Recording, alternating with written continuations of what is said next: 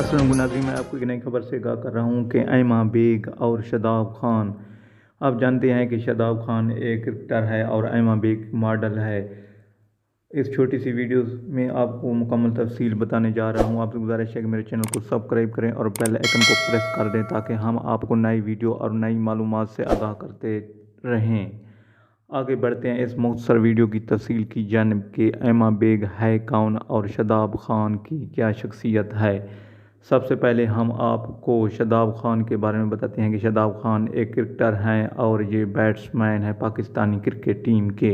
शादाब खान सबसे पहले बैट्समैन के तौर पर सामने आए और जो भी क्रिकेटर आया पाकिस्तान में, इन सब से ज़्यादा शादाब खान ने रन बना लिए हैं अपने करियर में। और ऐमा खान एक अदाकारा है जो ये चाहती हैं कि अगर मैं पसंद करती हूँ या शादी करूँगी तो सिर्फ शादाब खान से ही करूँगी। इस तरह की अगर वीडियो आप देखना चाहते हैं तो मेरे चैनल को सब्सक्राइब, लाइक और शेयर करें।